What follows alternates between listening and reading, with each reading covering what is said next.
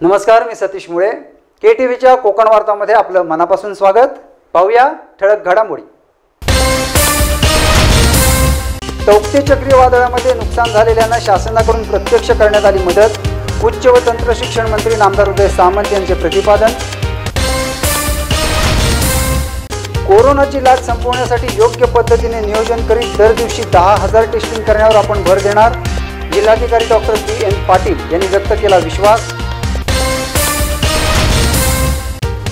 आणि कोरोना काळात उत्कृष्ट कामगिरी केल्याबद्दल देशाचे गृहमंत्री अमित शहा यांनी फिनोलेक्स आणि मुकुल माधव फाउंडेशनच्या कार्याचे केले कौतुक.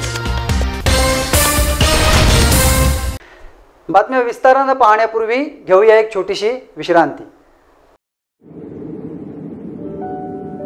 समुंदर की गोद में पला है तू, अंगड़ाई लेते ही लहरें शुरू. आज यौवन की मस्ती छोड़, ले चलता हूं तुझे एक नए मोड़. आजा तुझे मां पुकारे अब, छेड़ देते हैं बीच से कुछ शरारत हंसी. गले लगा ले उसे ए फकीर, इंतजार कर रहा है तेरा तो. चल दे देते हैं उसे फसल की खूबसूरती तो. आजा तुझे मां पुकारे अब, मीलों आगे चलना है हमें. सिर्फ फसल नहीं, तेरे स्पर्श की चाह में बैठे हैं शहरों में भी कहीं. उनके मुख पे भी लानी है मुस्कान, उन्हें भी देनी है एक नई पहचान. आजा तुझे मां पुकारे अब. फिनोलेक्स पाइप्स पहुंचाए पानी को अपनी मां के पास. विश्रांतीनंतर आपलं पुन्हा एकदा स्वागत. बातम्या पाहूया विस्तारानं. तौक्ते चक्रीवादळामध्ये नुकसान झालेल्यांना केंद्र व राज्य शासनाकडून भरघोस नुकसान भरपाईचे प्रत्यक्ष वाटप करण्यात आल्याने विरोधकांची बोलती बंद झाली असल्याचे प्रतिपादन उच्च व तंत्र शिक्षण मंत्री नामदार उदय सामंत यांनी केले आहे. दुसरं महत्त्वाचं की तौक्ते वादळ जे झालं होतं त्याच्यामध्ये मी असेल, पालकमंत्री असतील आणि विशेषतः मुख्यमंत्री महोदयांनी देखील कोकण पट्ट्याला भेट दिलेली होती, सिंधुदुर्गामध्ये आले होते. आणि त्याच्यासाठी आपण 21,25,60,00,000 आणि 60,000 रुपये महाराष्ट्र शासनाकडे मागितले होते. तर ते सगळेच्या सगळे पैसे हे जिल्हाधिकारी कार्यालयामध्ये प्राप्त झालेले आहेत. 21,25,60,000 त्यातले 7,60,00,000 रुपयाचं वाटप झालेलं आहे. घरांसाठी 3,01,00,000 आणि 5,60,00,000 दोन हेड असल्यामुळे 1,03,00,000 आणि 5,60,00,000 हे मंजूर आहेत ना. 3 वाटप आले. 21 मध्ये वाटून झाले 3,01,00,000 आणि 5,60,00,000. हा बरोबर. 1 कोटी वाटतं. 3,01,00,000 आणि 5,60,00,000 हे घरांसाठी आले, सेंटर आणि स्टेट. त्याच्यानंतर शेतीसाठी 4,39,00,000 बरोबर ना, आणि 7,72,00,000. मृत व्यक्तींचे 8,00,000 रुपये, मच्छीमारांचे 11,74,000 आणि 13,21,000. त्याच्यातलं 7,60,00,000 रुपयाचं वाटप हे झालेलं आहे. उर्वरित वाटप होईल. तर मध्ये जो एक व्हिडिओ आला होता 2,500 रुपये दाखवा आणि राजीनामा घ्या, आता 21,25,60,000 रुपये आल्यानंतर कोणी राजीनामा द्यावा आता. तर त्याच्यासाठी ती फाईल फायनान्सकडे होती आणि फायनान्सकडनं अप्रुव्हल मिळाल्यानंतर मला असं वाटतं की नंतर आपत्कालीन विभाग किंवा तुमचं डिझास्टर तिथनं मदत व पुनर्वसन ते पैसे रिलीज करतो. तसे पैसे आलेले आहेत. रत्नागिरी येथील जिल्हाधिकारी कार्यालयात आयोजित पत्रकार परिषदेत बोलताना नामदार उदय सामंत यांनी रत्नागिरी जिल्ह्यात कोरोनाचा प्रभाव कमी झाला असला तरी नागरिकांनी सावधानता बाळगणे काळाची गरज आहे असे म्हणाले. पहिल्या दुसऱ्या लाटेचा आता आपण बोललो, तिसऱ्या येऊ नये म्हणून आपण प्रयत्न करा. पण पहिल्या दुसऱ्या लाटेचा प्रशासन आपण मंत्री म्हणून काय अनुभव तुम्हाला काय दिसून आला, विशेषतः जिल्हावासियांच्या बाबतीत? जिल्हावासी असं नाही, महाराष्ट्रामध्ये सुद्धा दिसून आलेलं आहे. पहिली लाट ही ज्येष्ठ लोकांपर्यंत पोहोचलेली होती. दुसऱ्या लाटेमध्ये आपल्याला माहिती आहे की ती तरुणाईपर्यंत पोहोचली. अनेक आपल्यातले सहकारी देखील आपल्यातून निघून गेले. आणि तज्ज्ञांचं मत असं आहे की तिसरी लाट कदाचित लहान मुलांपर्यंत पोहोचू शकते. त्याच्यासाठी आपल्याला माहिती आहे की मुख्यमंत्री महोदयांनी आपल्याकडचं बाल कोविड सेंटरचं उद्घाटन केलेलं आहे. स्वस्तिक हॉस्पिटल आपण ताब्यामध्ये घेतलेलं आहे.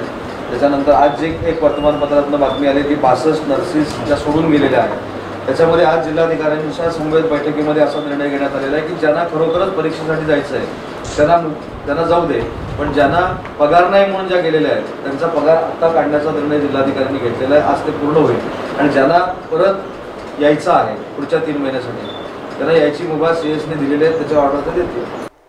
रत्नागिरी जिल्ह्यात इंजिनिअरिंग कॉलेज सुरू करण्याचे आपण आश्वासन दिले होते आणि ते आता प्रत्यक्ष 21-22 या शैक्षणिक वर्षापासून सुरू होणार असल्याचे नामदार उदय सामंत यांनी सांगितले आणि लसीकरण, कोरोना या विषयावर पत्रकारांनी विचारलेल्या प्रश्नांना उत्तरे दिली.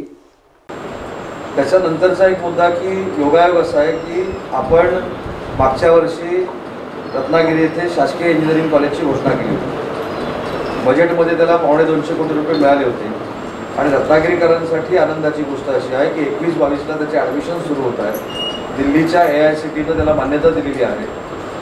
पुढच्या वर्षीपासून 5 ट्रेडसाठी कोकणातलं पहिलं इंजिनिअरिंग कॉलेज हे रत्नागिरी संगमेश्वर विधानसभा मतदारसंघामध्ये सुरू होत आहे. त्याच्यामुळे जे आश्वासन दिलं होतं त्याची परिपूर्तता ह्या ॲडमिशन झाल्यानंतर सुरू होईल. सेंटर ऑफ एक्सलन्स जे होतं ते देखील मंजूर झालेलं आहे, त्याचं देखील टेंडर झालेलं आहे. त्याला 30 कोटी रुपये आपण खर्च करतोय. ते देखील रत्नागिरी सिंधुदुर्ग जिल्ह्याचं ते आपल्या रत्नागिरी मतदारसंघामध्ये होतं.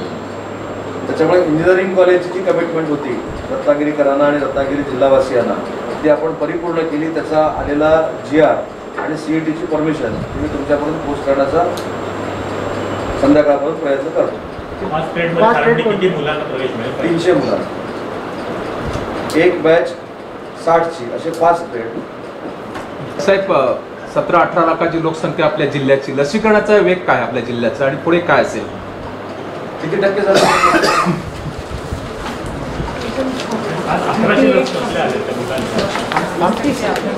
40%, 39-40% पर्यंत लसीकरण झालेलं आहे.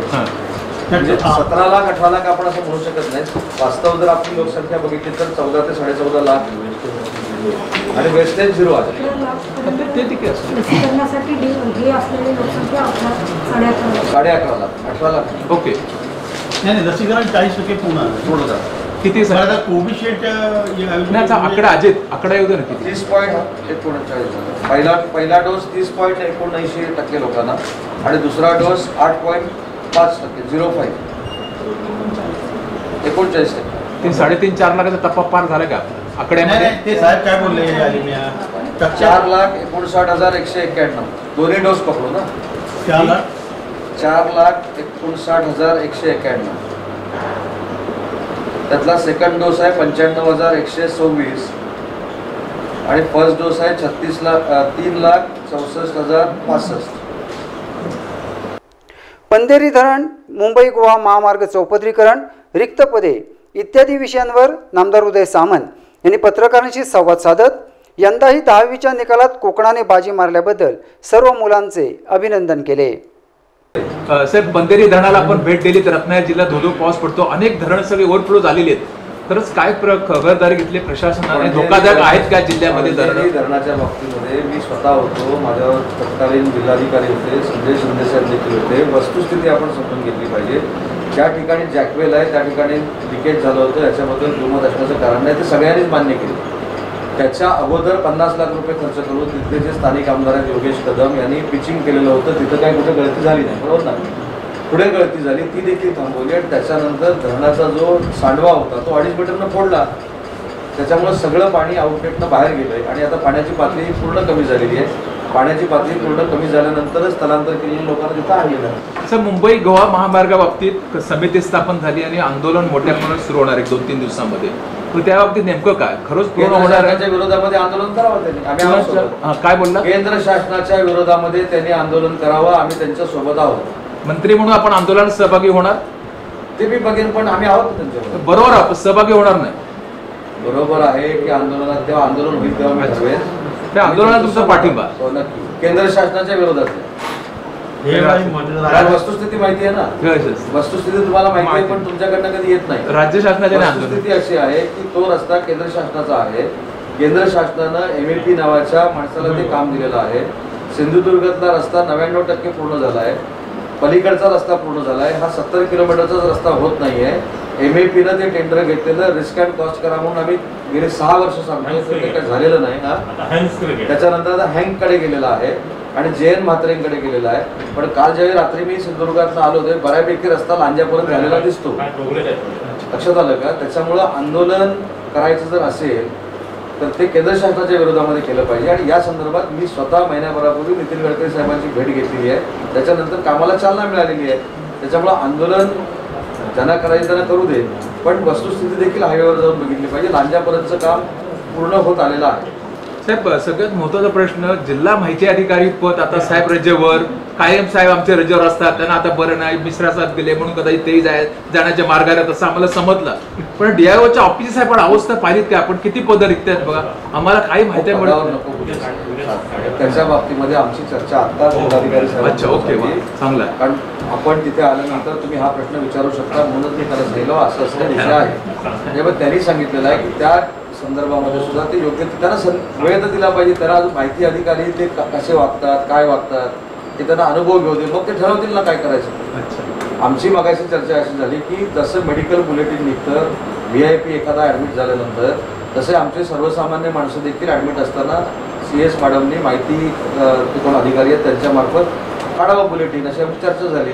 त्याच्यामुळे त्या याच्यामध्ये जर काही अडचणी आल्या तर जिल्हाधिकारी साहेबांना आपण अधिकार देऊया ना काय करायचं. साहेब, आज परीक्षा न होता 10वीचा निकाल लागलाय, कोकण पुन्हा अहवाल आलाय, मंत्री म्हणून आपण या विषयाकडे कसं पाहता? त्याच्या अगोदरचं वाक्य जे आहे ते काढून टाका. ते काढलं, ते आपण विद्यार्थ्यांना क्रिटिसाइज केल्यासारखं. परीक्षा का घेतल्या नाहीत? तर कोविडमुळे घेतल्या नाहीत. परीक्षा न घेतल्यामुळे मार्क्स मिळालेले नाहीत. परीक्षा झाल्या जरी नसल्या तरी त्यांचं जे मार्क्सचं स्ट्रक्चर होतं ते अतिशय व्यवस्थित बनवलेलं होतं. त्याच्यामुळं आपण त्याला पुढं नेलं असं म्हणूया, कॅरी फॉरवर्ड केलं असं म्हणूया. तर त्या 100% विद्यार्थ्यांचं मी मनापासून कौतुक करतो. कोकणाची शान पुन्हा एकदा विद्वत्तेच्या बाबतीमध्ये महाराष्ट्रामध्ये दाखवण्याचं काम या 10वीच्या सगळ्या विद्यार्थी आणि विद्यार्थिनींनी केलेलं आहे. कोरोनाची लाट संपवण्यासाठी योग्य पद्धतीने नियोजन करीत दर दिवशी सुमारे 10,000 टेस्टिंग करण्यावर आपण भर देणार असल्याचे प्रतिपादन नूतन जिल्हाधिकारी डॉक्टर BN पाटील यांनी केले आहे. रत्नागिरी जिल्ह्यात आता सध्या जी कोरोनाच्या सेकंड लाटेचा जो प्रादुर्भाव आहे तो कमी करणे अत्यावश्यक आहे. आणि तो कमी करण्यासाठी मुख्यतः जी पॉझिटिव्हिटी आहे आपली आता 5% आसपास आहे. आणि वॅक्सिनेशनचा रेट पण आपला जवळजवळ 39,000च्या आसपास, 3,90,000च्या आसपास आहे. आता दोन्ही गोष्टी आपल्याला फ्रंटलाईनवर घेऊन हे करायचं आहे. त्यासाठी जिल्हा प्रशासन एकत्रितपणे काम करून DHO असतील किंवा सिव्हिल सर्जन असतील, आपले DHO असतील, MO असतील, MS असतील, एक युनिट आम्ही एक वॉर रूम तयार करून एकत्र बसून त्यांच्यातले आपापसातलं जे आता समन्वय आहे तो चांगल्या प्रकारे अधिक करून आणि दररोजचं जे आमचं टार्गेट आहे, आता जोपर्यंत आपण पॉझिटिव्हिटी कमी करण्यासाठी टेस्टिंग वाढवत नाही आणि टेस्टिंग वाढवलं की कदाचित असंही होईल की थोडीशी पॉझिटिव्हिटी परत वाढेल, पॉझिटिव्ह येण्याची संख्या जास्त वाढेल. पण ते पॉझिटिव्ह अर्थाने आपण घेतलं पाहिजे. कारण टेस्टिंग वाढली की पॉझिटिव्ह पेशंट येतील, ते अशा अर्थाने येतील की आपण त्यांना लवकरात लवकर ट्रेस करून त्यांना ट्रीटमेंट करून त्यांना बरे करू. आणि जोपर्यंत आपण टेस्टिंग वाढवून त्यांना लवकर आयडेंटिफाय करून त्यांची ट्रीटमेंट करत नाही तोपर्यंत आपलं कोविडचा रेट पर्सेंटेज पॉझिटिव्ह देखील होत नाही. त्यामुळे आम्ही उद्यापासून असं ठरवलं की 10,000 सॅम्पल पर डेचं आमचं टार्गेट असेल आणि प्रत्येक PSC वाईज किंवा MS वाईज किंवा RH वाईज CHS वाईज आम्ही ते 10,000 डिवायडेड बाय ती संख्या डिवाइड करून देणार आणि दररोज संध्याकाळी 6 वाजता आम्ही त्याचा रिव्ह्यू घेणार की किती आपण टेस्ट केल्यात, सॅम्पल घेतले. डॉक्टर BN पाटील यांनी रत्नागिरी जिल्ह्याचे जिल्हाधिकारी म्हणून पदभार स्वीकारताच उच्च व तंत्र शिक्षण मंत्री नामदार उदय सामंत, शिवसेना जिल्हाप्रमुख विलास चाळके, नगराध्यक्ष बंड्या साळवी, KTVचे वृत्त संपादक तथा वरिष्ठ पत्रकार अलिमिया काझी व इतर पत्रकार, नेते व अधिकाऱ्यांनी पुष्पगुच्छ देत त्यांचे अभिनंदन केले.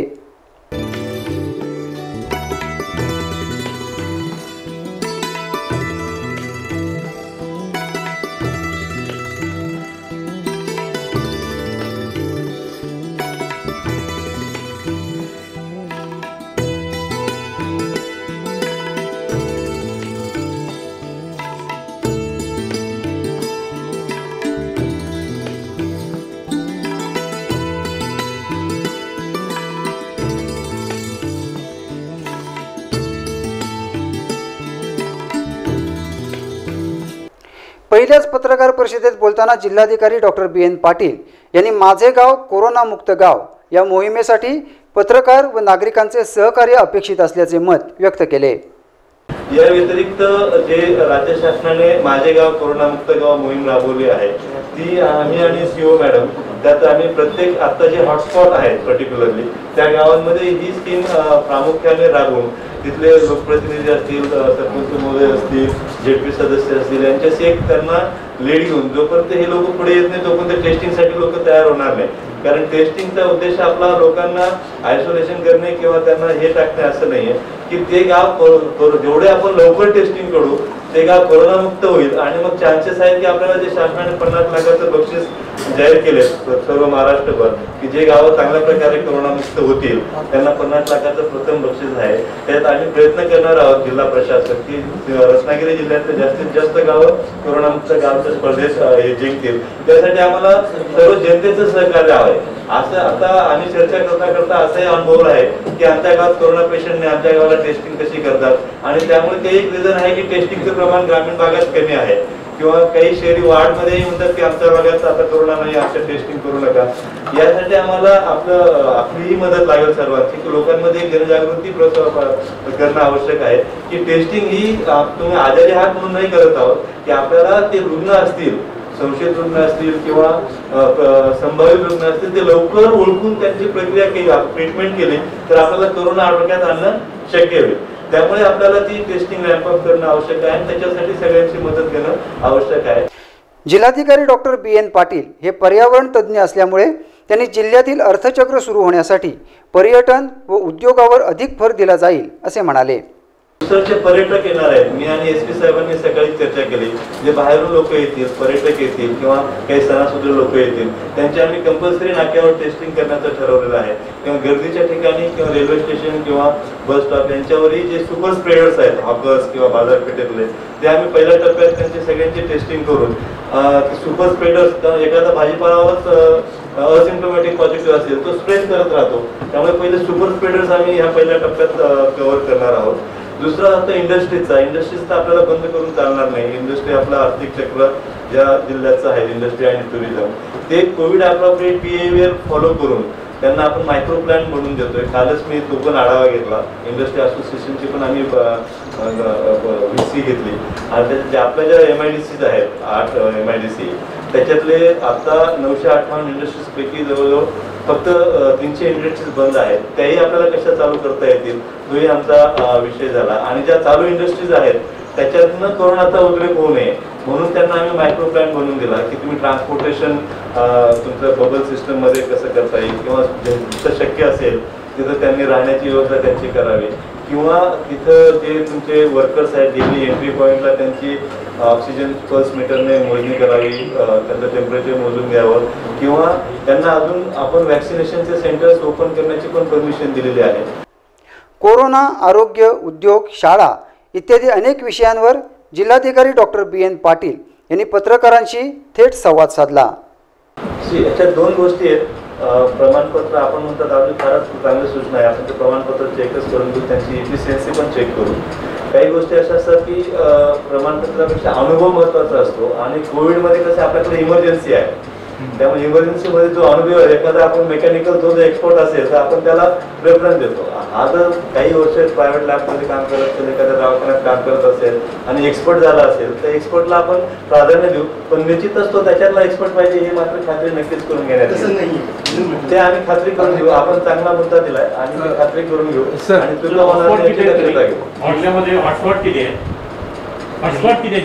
हॉटस्पॉट आता सध्या तर जो मुंबईकडचे तालुके आहेत त्याच्यात जास्त कोरोनाचा आहे आणि खालचे जे लांजा किंवा खालचा जो भाग आहे तिथे कोरोनाचे पेशंट फारच कमी आहेत। आता सध्या आजची जी फिगर आहे 326 होते कालच्या संध्याकाळचा रिपोर्ट, त्याच्यात मुंबईकडचा जो तालुका आहे त्याच्यात थोडं जास्त प्रमाण आहे त्यामुळे आमचं कॉन्सन्ट्रेशन सुरुवातीला त्या हॉटस्पॉटवरच आहे। कोणत्या तालुक्यात अधिक लक्ष देण्याची गरज आहे आरोग्य विभागाला?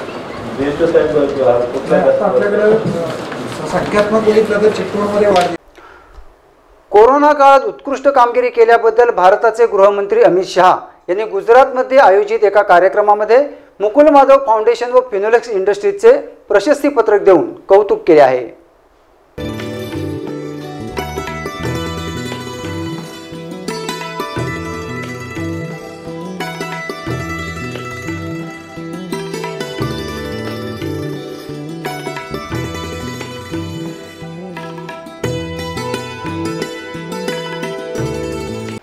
मागील 1.5 वर्षात फिनोलेक्सचे चेअरमन प्रकाश छाबरिया आणि मुकुल माधव फाउंडेशनच्या मुख्य विश्वस्त रितू प्रकाश छाबरिया या दोघांनी गुजरातसह महाराष्ट्रातही कोरोना काळात शासन आणि प्रशासनाला सहकार्य केल्याबद्दल गृहमंत्री अमित शहा यांनी दोघांचा गौरव केला आहे.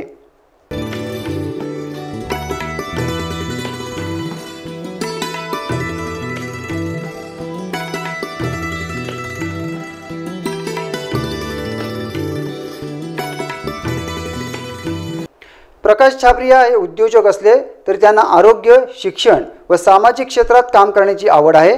तसेच रितू प्रकाश छाबरिया यांनाही शिक्षण आणि आरोग्य क्षेत्रात भरीव कामगिरी करण्याची आवड असल्याने या दोघांनी एक प्रकारे क्रांती घडवून फार मोठे योगदान नोंदवले आहे. गुजरातमध्ये आयोजित कार्यक्रमामध्ये गृहमंत्री अमित शहा यांच्या हस्ते आणि राज्यपाल आचार्य देवराज व मुख्यमंत्री विजय रुपाणी यांच्या उपस्थितीत कोरोना काळातील कामगिरीबद्दल मुकुल माधव फाउंडेशनच्या कार्याची दखल घेत त्यांचा खास सत्कार करण्यात आला. मुकुल माधव फाउंडेशन आणि फिनोलेक्सने कोरोना काळात रत्नागिरी येथील शासकीय रुग्णालय व महिला रुग्णालय येथील कोविड रुग्णालय तसेच ग्रामीण भागात सुरू करण्यात आलेल्या कोविड सेंटरला अत्याधुनिक बेड तसेच जीवनावश्यक वस्तू, बेडशीट, ऑक्सिजन कॉन्सन्ट्रेटर इत्यादी प्रकारच्या साहित्याची सढळहस्ते मदत करून छाबरिया कुटुंबीय यांनी आपली सामाजिक बांधिलकी जपण्याचे काम केले आहे.